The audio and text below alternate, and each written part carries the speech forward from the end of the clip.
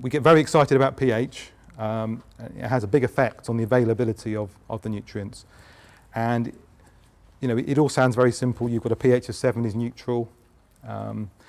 Is what you need to understand is that it's a logarithmic scale. So for every unit you move, whether you move from 6 to 7 or 5 to 6, that is 10 times as acidic or alkaline as the previous pH. If you move 2 pH units, you're 100 times more acidic or more alkaline. But it's not just the pH in general, it's the pH of the growing media and the pH of the water. And these will have subtle differences on the uptake of nutrients. The pH of the water is important, but more importantly is the bicarbonate. This is sort of a measure of how limey the water is. And I think we've all seen hard water. You get in a kettle, when you water plants and you get a white deposit on the leaves, that's a hard water. And it's the level of bicarbonate that causes that. And generally when the bicarbonate is over sort of 150, we call it a hard water.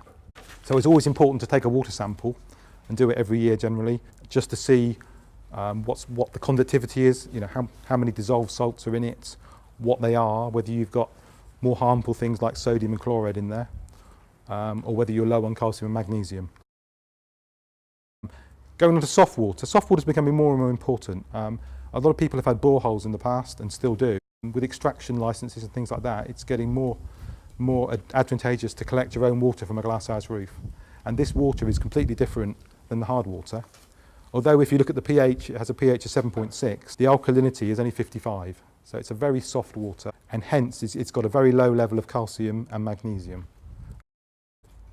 Obviously you can use some of our products to alleviate the problem, hard water product with extra calcium and magnesium already in the product, or a hard water product which is more acidifying. But we always come back to the pH, and it's particularly important looking at the growing media that you get the pH right.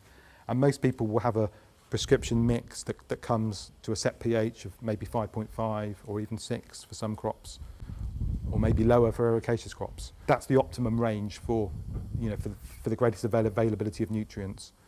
And if you use a very hard water source on a long-term crop, you can raise the pH and then start to cause iron deficiency and things like that. So it's something to bear in mind.